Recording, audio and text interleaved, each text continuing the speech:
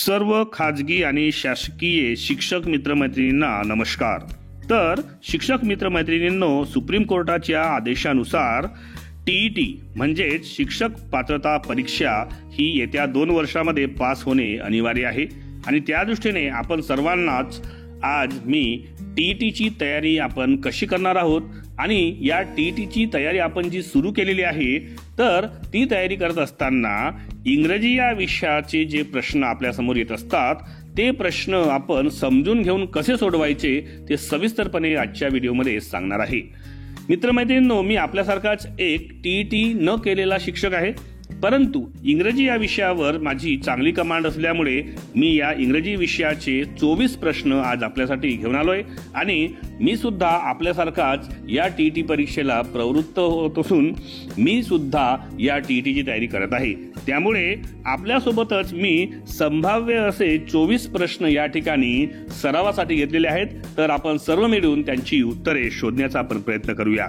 तर बघा, यामध्ये पहिला जो प्रश्न दिलेला आहे तो आहे choose the alternative showing the correct indirect narration of the given direct speech. म्हणजे दिलेल्या डायरेक्ट स्पीच मधून त्याचे जे उत्तर येईल इनडायरेक्ट स्पीचचं त्या 3 ऑप्शन मधून कोणतं ऑप्शन करेक्ट आहे ते तुम्हाला सांगायचं आहे। जसं ते वाक्य आहे, the old man said to him is your father's name Manoj. आता हे झालं डायरेक्ट स्पीच मधलं वाक्य।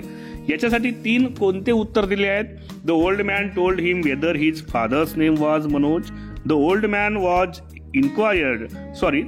Enquired whether his father's name was Manoj, आणि तिसरं विचारलेलं आहे किंवा सांगितलेलं आहे the old man asked him whether his father's name was Manoj. आता यामध्ये खाली बघा ऑप्शन काय आहेत। ऑप्शन मध्ये म्हणतायत only B is correct, both B and C are correct, त्यानंतर आहे ओनली सी इज करेक्ट आणि चौथं ऑप्शन आहे ओनली ए इज करेक्ट। तर यामध्ये आपलं जे ऍक्च्युअल त्याचं उत्तर आहे ते आहे both B and C are correct.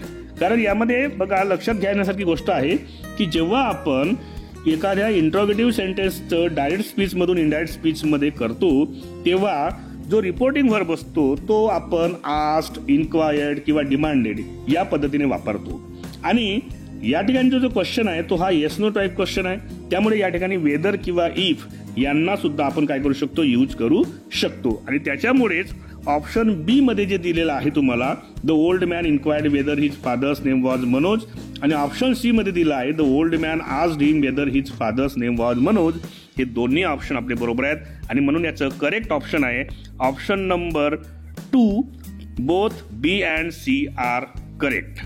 ठीक आहे, दुसरा प्रश्न पाहूया, identify the figure of speech. ठीक आहे, त्यामध्ये दिलेला आहे identify the figure of speech in the following line. कोणती आहे? ओ ग्रेव वेअर इज दी विक्ट्री, ओ ग्रेव where is the victory. 4 option दिलेले आहेत, पर्सोनिफिकेशन, युफिमिझम, अपॉस्ट्रॉफी आणि इपिग्राम। तर याचं करेक्ट जे उत्तर आहे जो फिगर ऑफ स्पीच यामध्ये आहे तो आहे अपॉस्ट्रॉफी। आता अपॉस्ट्रॉफी का असते? अपॉस्ट्रॉफी हा एक असा फिगर ऑफ स्पीच आहे ज्याच्यामध्ये जो स्पीकर आहे हा डायरेक्टली काय करतो, ऍड्रेस करतो कोणत्या तरी वस्तूला किंवा कोणत्या तरी व्यक्तीला। ठीक आहे, तर या केसमध्ये ओ ग्रेव असं म्हणून त्यांनी ग्रेवला डायरेक्टली काय केलाय, ऍड्रेस केलाय आणि म्हणून या ठिकाणी आपलं जे उत्तर आहे ते आहे ऑप्शन नंबर 3, अपॉस्ट्रॉफी। त्यानंतर बघा क्वेश्चन 3 काय विचारलेला आहे, identify the part of the sentence which has an error. या ठिकाणी तुम्हाला एक वाक्य दिलं आहे, त्याचे 4 भाग पाडलेले आहेत, त्याच्या 4 भागांपैकी कोणत्या भागामध्ये चूक आहे ते आपल्याला शोधून काढायची आहे। तर कोणते 4 भाग आहेत पहा, he is well up, these days despite having ill health आणि चौथा आहे नो एरर। मग ऑप्शन आहेत ए, बी, सी आणि डी। आता या ठिकाणी आपल्याला काय करायचं आहे, जे उत्तर आपलं असणार आहे ते पहिल्यांदा आपण उत्तर पाहून घेऊया। जसं पहिलं आहे he is well up, he is well up ही एक फ्रेज आहे, या फ्रेजचा अर्थ होतो on the verge of crying, म्हणजे रडण्याच्या तयारीत असणे। परंतु या ठिकाणी जो करेक्ट इडिओम आहे तो ही इज वेल अप नको, तो वेलअपच्या जागी वेल ऑफ असा असायला पाहिजे होता। म्हणजेच या ठिकाणी ही इज वेल अप असं लिहिण्याच्या ऐवजी आपण सरळ सरळ ही इज वेल ऑफ किंवा ही इज वेल असं लिहिणं अपेक्षित होतं आणि म्हणून या ठिकाणी चुकलेला जो पार्ट आहे तो ऑप्शन 1 ए आहे. ठीक आहे, या प्रश्नाचं उत्तर आहे ऑप्शन 1 ए. त्यानंतर बघा चौथा क्वेश्चन दिलेला आहे, name the underline clause in the given sentence. दिलेल्या सेंटेन्स मध्ये जो अंडरलाईन क्लॉज आहे तो कोणता क्लॉज आहे ते तुम्हाला सांगायचं आहे. जसं सेंटेन्स दिलेला आहे, we come here that we may study. That we may study याला अंडरलाईन केलेला आहे. मग या ठिकाणी आपल्याला तो कोणता क्लॉज आहे ते समजून घ्यायचं आहे. तर या ठिकाणी बघा 4 ऑप्शन आहेत. एक आहे ॲडव्हर्ब क्लॉज ऑफ प्लेस, दुसरा आहे ॲडव्हर्ब क्लॉज ऑफ सपोजिशन, तिसरा आहे ॲडव्हर्ब क्लॉज ऑफ पर्पज आणि चौथा आहे ॲडव्हर्ब क्लॉज ऑफ कॉज. ठीक आहे, तर या ठिकाणी आपलं जे उत्तर आहे ते आहे option number 3 adverb clause of purpose. ठीक आहे, ॲडव्हर्ब क्लॉज ऑफ पर्पज. का बरं आहे? कारण या ठिकाणी जे अंडरलाईन पार्ट आहे कोणतं, दॅट वी मे स्टडी, हा काय करतो, रिझन म्हणजेच कारण किंवा एक पर्पज आपल्याला दाखवतो आणि म्हणून त्या ठिकाणी आपला जो करेक्ट ऑप्शन आहे, उत्तर आहे ते आहे ॲडव्हर्ब क्लॉज ऑफ पर्पज. त्यानंतरचा प्रश्न आहे 5वा, choose the one which is the correct question tag for the given sentence. दिलेल्या सेंटेन्सचा करेक्ट क्वेश्चन टॅग असलेला जो ऑप्शन आहे तो तुम्हाला निवडायचा आहे. जसं एव्हरीथिंग इज फाईन, तर या ठिकाणी त्याचे 4 ऑप्शन दिले आहेत. याच्यापैकी त्याचा करेक्ट जो उत्तर आहे तो आहे इजंट इट. Isn't it. का बरं इजंट इट आहे? कारण या ठिकाणी ऑक्झिलरी व्हर्ब आहे इज आणि एव्हरीथिंग साठी आपण वापरूया इट आणि म्हणून तो होईल इज. त्याला NOT नॉट लागला म्हणजे इजंट आणि त्याला करू आपण एव्हरीथिंग इज फाईन, त्याचं होईल इजंट इट. Option number 2. ठीक आहे, त्यानंतर बघा क्वेश्चन 6 काय दिलेला आहे, चूज द मिसस्पेल्ड वर्ड. या ठिकाणी 4 ऑप्शन मध्ये वर्ड दिलेले आहेत. त्यांच्यापैकी एक वर्ड असा आहे ज्याची स्पेलिंग चुकलेली आहे, ती तुम्हाला लिहायची आहे. तर तो आता शब्द कोणता आहे, तर ते 4 शब्द कोणते आहेत, एक आहे ASTRISK ॲस्टेरिस्क, दुसरा आहे ऑडियन्स, तिसरा आहे AQREV ॲक्रू आणि चौथा आहे ऑलमायटी. तर याचं उत्तर आहे आन्सर ऑप्शन नंबर 3 ॲक्रू, ACRUE. आता का बरं आहे ते, तर या ठिकाणी ॲक्रू या शब्दाची जी स्पेलिंग आहे ती चुकीची लिहिलेली आहे. त्याची जी करेक्ट स्पेलिंग आहे ती आहे ACCRUE. ॲक्रूची स्पेलिंग काय असते, ACCRUE आणि म्हणून या ठिकाणी आपलं करेक्ट ऑप्शन आहे ऑप्शन नंबर 3. त्यानंतर बघा क्वेश्चन 7 काय म्हणतोय, choose the alternative which best expresses the underline phrase. या ठिकाणी एक फ्रेज अंडरलाईन केली असेल बघा, out and out. Out and out ही ती फ्रेज आहे जिला अंडरलाईन केलं आहे. He is out and out a reactionary. ठीक आहे, तर या ठिकाणी बघा तुम्हाला काय करायचं आहे, अल्टरनेटिव्ह एक फ्रेज लिहायची आहे जो त्या फ्रेजचा मिनिंग होतो. ऑप्शन दिले आहेत 4, डेडली अगेन्स्ट, दुसरा आहे इन फेवर ऑफ, त्यानंतर आहे नो मोर आणि चौथा आहे थ्रो. तर या ठिकाणी त्या फ्रेजचा आउट अँड आउटचा जो ॲक्युरेट मिनिंग आहे तो आहे ऑप्शन नंबर 4 थ्रो. कारण थ्रो या शब्दाचा अर्थ होतो कम्प्लिटली किंवा थोरोली म्हणजेच पूर्णपणे असा त्याचा अर्थ होतो आणि म्हणून आउट अँड आउट या फ्रेजचा करेक्ट मिनिंग जो आहे या ठिकाणी तो आहे ऑप्शन नंबर 4 थ्रो, ट्रू. त्यानंतर क्वेश्चन 8 पहा, select the combination of numbers. नंबर्सचे कॉम्बिनेशन तुम्हाला या ठिकाणी सिलेक्ट करायचं आहे जेणेकरून जे अल्फाबेट्स आहेत ते अकॉर्डिंगली अरेंज केल्या जातील आणि त्यांच्यापासून एक मिनिंगफुल वर्ड तयार केला जाईल. या ठिकाणी कॉम्बिनेशन काय दिलेलं आहे, ASKIRH आणि त्याला नाव आणि त्याला नंबरिंग दिली आहे 1 2 3 4 5 6. ठीक आहे, मग आता बघा या ठिकाणी ऑप्शन्स कोणते आहेत, 2 6 4 3 1 5. तर याला आपण जोडलं तर याचं करेक्ट जे उत्तर आहे ते उत्तर आपण घेऊ शकतो या ठिकाणी ते 2 6 4 3 1 5. 2 6 4 3 1 5 करून पाहूया. 2 6 2 पासून बनला यस यस, 6 पासून बनला यस यस यस. त्यानंतर 4 आहे आय यस यस आय. त्यानंतर आहे 3 के यस यस आय के. त्यानंतर आहे 1 म्हणजेच ए आणि 5 नंबरवर आहे आर म्हणजे तो झाला शिकर SHIKAR. म्हणून आपला ऑप्शन नंबर 1 हे त्याचं करेक्ट उत्तर आहे 2 6 4 3 1 5. त्यानंतर क्वेश्चन नंबर 9 काय म्हणतो, select the combination of numbers so that the parts arranged accordingly will form a meaningful sentence. या ठिकाणी तुम्हाला बघा 7 सेंटेन्स देण्यात आलेले आहेत आणि त्या 7 सेंटेन्सला तुम्हाला अरेंज करायचं आहे. जसं engaged in other, they are, because, it is difficult, serves in big cities, to find man. तर या ठिकाणी एक आहे प्रॉफिटेबल प्रोफेशन्स. या ठिकाणी त्यांचा क्रम कसा असेल पाहूया आपण. तर या ठिकाणी आपण त्याची सुरुवात करूया. कशी करणार आपण सुरुवात बघा. आपले जे करेक्ट ऑप्शन असेल ते असेल या ठिकाणी 4 6 5 3 2 1 7. बघा 4 6 5 3 2 1 7. आता 4 6 5 3 2 1 7 चा आपण क्रम पाहूया. पहिल्यांदा 4 आहे, इट इज डिफिकल्ट. त्याच्यानंतर टू फाइंड मॅन 6 वाला. त्यानंतर find man servants in big cities. त्यानंतर 3 बिकॉज. त्यानंतर 2 दे आर. त्यानंतर 7 कुठे आहे, they are 1 engaged in other. आणि त्यानंतर आहे 7 प्रॉफिटेबल प्रोफेशन्स. म्हणजे आपलं वाक्य कसं येईल, it is difficult to find man servants in big cities because they are engaged in other profitable professions. म्हणजे आपलं येईल उत्तर 4 6 5 3 2 1 7. ऑप्शन नंबर 2 हे त्याचं उत्तर असेल. त्यानंतर बघा क्वेश्चन 10 आहे, state what part of speech is the underline word. या ठिकाणी बघा she likes the same colour as I do. आणि या शब्दाला अंडरलाईन केला आहे. आणि या शब्दाला अंडरलाईन केल्यानंतर त्या ठिकाणी 4 ऑप्शन दिले आहेत. एक आहे ॲडव्हर्ब, नंतर आहे प्रेपोजिशन, नंतर आहे रिलेटिव्ह प्रोनाऊन आणि नंतर आहे कंजंक्शन. तर या ठिकाणी बघा she likes the same colour हा एक वाक्य झाला आणि आय डू हा एक वाक्य झाला. आता या 2 वाक्यांना त्यांनी याजने जोडलेला आहे आणि त्यामुळेच याज हा शब्द 2 वाक्यांना जेव्हा जोडतो तेव्हा त्याला इंग्रजीमध्ये म्हणतो आपण कंजंक्शन.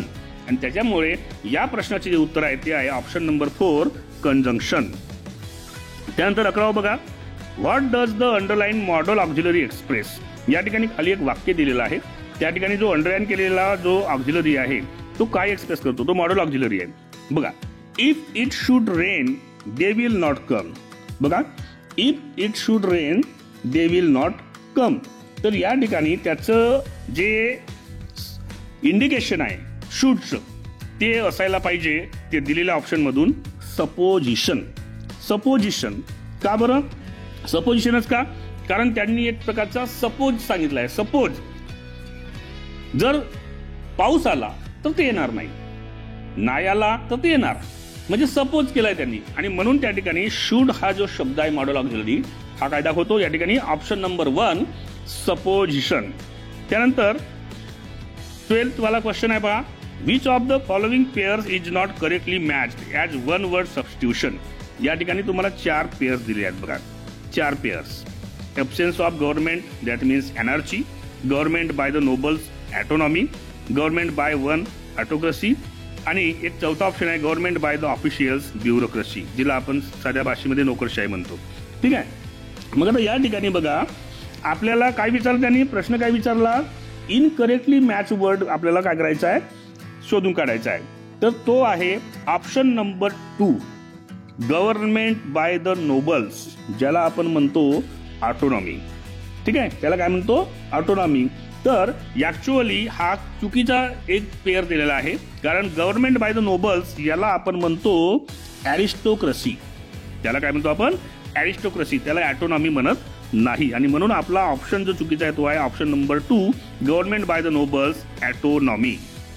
त्यानंतर बघा क्वेश्चन 13 पहा, choose the grammatically correct sentence. 4 sentence दिले आहेत, त्यापैकी ग्रॅमॅटिकली करेक्ट कोणतं सेंटेन्स आहे ते तुम्हाला सांगायचं आहे. या ठिकाणी बघा 4 सेंटेन्स पाहून घेऊया. पहिल्यांदा 4 सेंटेन्स कोणते आहेत, the population of London is greater than any city in India. The population of London is greater than any other city in India.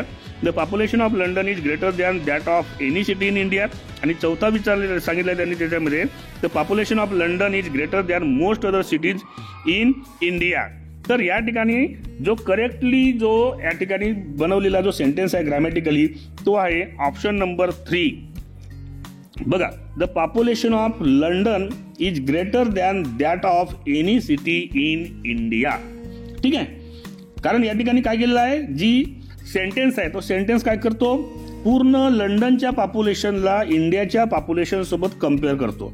आणि त्याच्यामुळेच या ठिकाणी जी कंपॅरिझन आहे कंपॅरेटिव्ह डिग्री मधली ती अशी असायला पाहिजे होती, the population of London is greater than that of any city in India. म्हणून आपलं करेक्ट ऑप्शन आहे ऑप्शन नंबर 3. त्यानंतर बघा क्वेश्चन 14 पाहूया. Choose the correct alternative. योग्य पर्याय निवडा. Canvas shoes are no longer in vogue. Candidates are not allowed to canvass for votes on the day of the election. आता याच्यावर त्यांनी विचारले बघा 4 ऑप्शन दिले आहेत. याच्यात म्हणतो एक जण ओनली ए इज करेक्ट, दुसरा म्हणतो ओनली बी इज करेक्ट, तिसरा म्हणतो both A and B are correct आणि चौथा म्हणतो both A and B are wrong. तर याचं ऑप्शन मध्ये उत्तर असायला पाहिजे ओनली बी इज करेक्ट. म्हणजेच candidates are not allowed to canvass for votes on the day of the election. हे करेक्टली बनवलेलं सेंटेन्स असल्यामुळे आपलं या ठिकाणी उत्तर येईल option number 2 only B is correct. त्यानंतर बघा question 15. Choose the odd man out. Odd man out म्हणजे सगळ्यांना माहिती आहे वेगळा शब्द काढा. आता वेगळा शब्द काढा म्हणजे काय म्हटलं या ठिकाणी, 4 ऑप्शन दिले आहेत, ट्राउजर्स, सीझर्स, आर्म्स आणि इनिंग्स. तर या ठिकाणी जो वेगळा शब्द आपला यायला पाहिजे तो आहे ऑप्शन नंबर 3 आर्म्स. आता आर्म्स का बरं येतो, तर ट्राउजर्स, सीझर्स आणि इनिंग्स हे तीनही सिंग्युलर आणि प्लुरल अशा दोन्ही फॉर्म मध्ये येतात. पण आर्म्स हा जो शब्द आहे हा शब्द जनरली कशामध्ये येतो, डोनेशन्सच्या बाबतीत. आणि त्याच्यामुळेच हा एखाद्या गेम मध्ये वापरला जाणारा काय आहे तो एक शब्द आहे.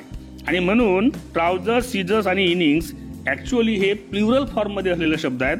आर्म्स हा जरी तो यूज केला गेला असेल पण तो सिंग्युलर फॉर्म मध्येच यूज केला जातो किंवा एखाद्या गेम मध्ये यूज केला जातो. आणि म्हणून आपला ऑडमॅन आउट आहे या ठिकाणी आर्म्स, ALMS आर्म्स. त्यानंतर बघा 16वा question. Choose the alternative which best expresses the meaning of the underline idiom. या ठिकाणी बघा Monica's habit of picking holes in every relationship is irksome. बघा इर्कसम या ठिकाणी त्या ठिकाणी जी एक ह्या दिलेली आहे इडिओम दिलेली आहे. तर त्या इडिओमचा ऍक्च्युअल मध्ये अल्टरनेटिव्ह मिनिंग काय आहे ते सांगायचं आपल्याला. आता 4 ऑप्शन आहेत, ऍडमायरिंग पीपल, फाइंडिंग फॉल्ट, त्यानंतर आहे क्रिटिसायझिंग पीपल आणि चौथा आहे आर्ग्युइंग विथ पीपल. तर या ठिकाणी बघा जे करेक्ट ऑप्शन असेल ते असेल ऑप्शन नंबर 2 फाइंडिंग फॉल्ट. म्हणजे या ठिकाणी जी फ्रेज आहे अंडरलाईन ती इर्कसम नाही, ती आहे पिकिंग होल्स. पिकिंग होल्स या फ्रेजचा मिनिंग होतो फाइंडिंग फॉल्ट्स, दुसऱ्यांमधले दोष शोधून काढणे, चुका शोधून काढणे. आणि म्हणून Monika's habit of picking holes या फ्रेजचा पिकिंग होल्सचा जो मिनिंग आहे तो होईल ऑप्शन नंबर 2 फाइंडिंग फॉल्ट. त्यानंतर क्वेश्चन 17 पहा. The specialist who CARES and treat fit is. जो फिटची काळजी घेतो आणि त्यांची ट्रीटमेंट करतो त्याला काय म्हणतात, त्याला ऑस्टिओपॅथ म्हणतात, त्याला चिरोपोडिस्ट म्हणतात, त्याला ऑर्थोपेडिस्ट म्हणतात की त्याला डर्मॅटोलॉजिस्ट म्हणतात. तर याचं उत्तर जे आहे ते आपल्याला लिहायचं आहे ऑप्शन नंबर 2 चिरोपोडिस्ट. ठीक आहे, चिरोपोडिस्ट त्याला आपण पेडियाट्रिस्ट सुद्धा म्हणतो चिरोपोडिस्टला दुसऱ्या भाषेमध्ये. हा एक हेल्थ केअर प्रोफेशनल असतो जो फीट आणि लोअर लिम्स आपले पाय आणि खालचा जो तळवा असतो किंवा लोअर लिम्स खालचे जे पाय असतात यांची ट्रीटमेंट करण्यासाठी जनरली त्याला महारत हासिल असते.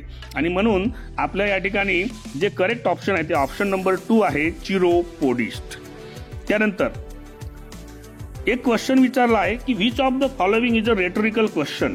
खाली दिलेल्या ऑप्शन्स मधला कोणता एक रेटोरिकल क्वेश्चन आहे. 4 ऑप्शन आहेत. Should a school have a gymnasium, दुसरा आहे how should one keep one self physically fit, त्यानंतर आहे isn't it a shame to torture the weak आणि चौथा आहे व्हॉट इज डिमॉनिटायझेशन. तर या ठिकाणी एक रेटोरिकल जो क्वेश्चन आहे तो आहे option number 3 isn't it a shame to torture the weak. ठीक आहे. बघा या ठिकाणी रेटोरिकल क्वेश्चन काय असतो, तो असा एक क्वेश्चन असतो जो जनरली एखादा इफेक्ट तयार करण्यासाठी किंवा एखादा पॉइंट ठेवण्यासाठी वापरला जातो. त्याचं डायरेक्ट आन्सर ऍक्च्युअली अपेक्षित नसते आणि त्याच्यामुळेच isn't it a shame to torture the weak हा एक असा क्वेश्चन बनवण्यात आला आहे ज्याच्यामध्ये डायरेक्ट आन्सर न घेता एक पॉइंट त्या ठिकाणी म्हणजे ठेवण्याचा प्रयत्न केला गेला आहे. आणि म्हणून या ठिकाणी आपलं करेक्ट ऑप्शन आहे, त्याचे उत्तर आहे isn't it a shame to torture the weak, option number 3.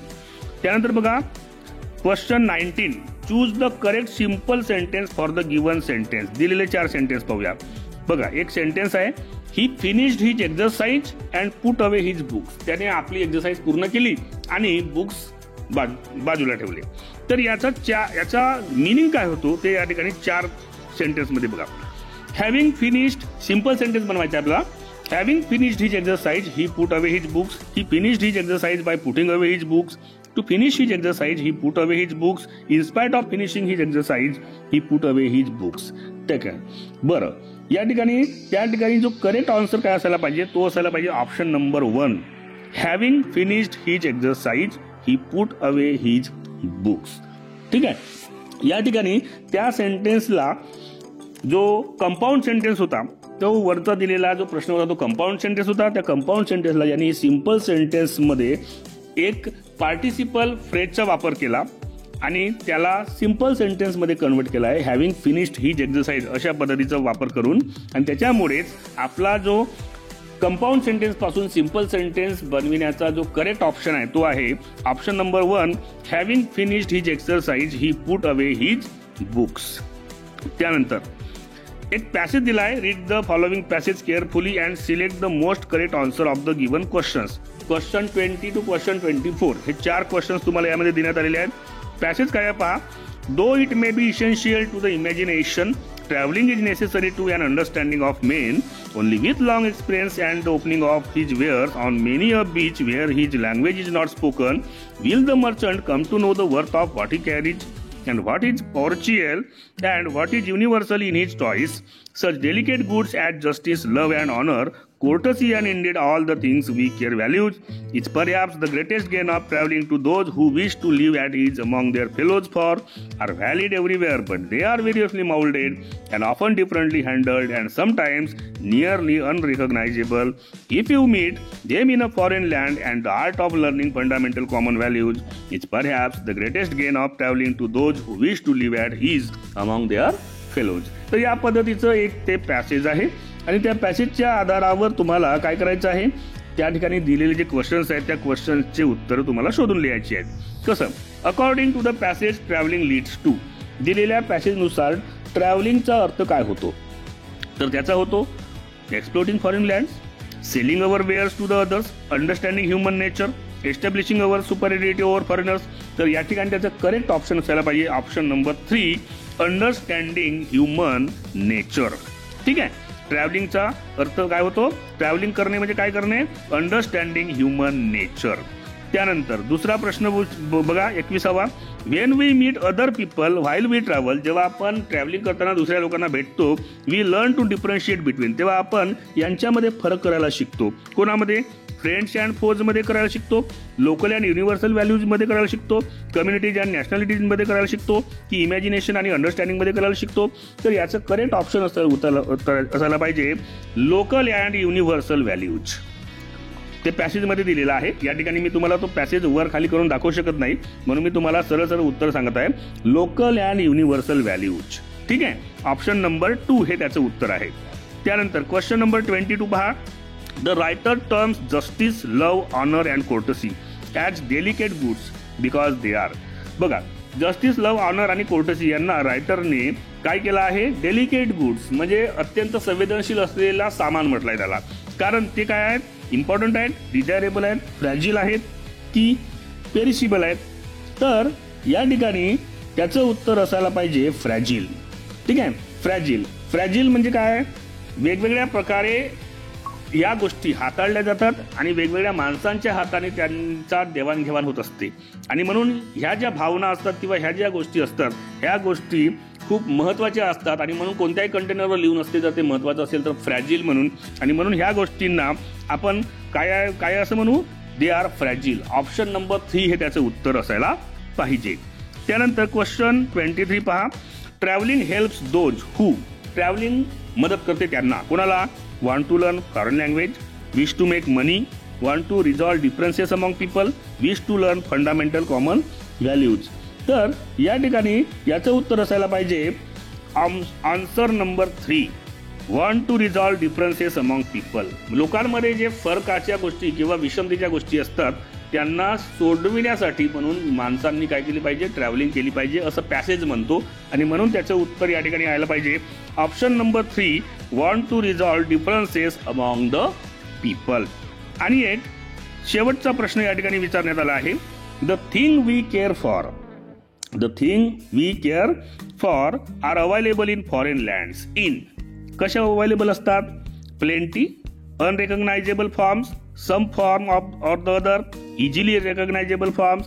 तर याचं उत्तर पॅसेजनुसार असायला पाहिजे some form or the other. Option number 3 हे त्याचं उत्तर असायला पाहिजे some form or the other.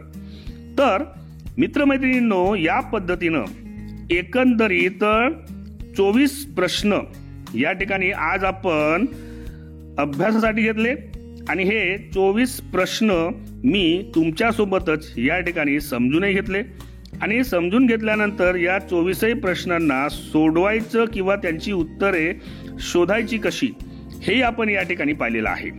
तर शिक्षक पात्रता परीक्षा येत्या नोव्हेंबर महिन्यामध्ये 23 तारखेला होणार आहे असं एक नोटिफिकेशन आलेलं आहे, आणि त्या दृष्टीने सर्वांनी फॉर्म भरले असतील.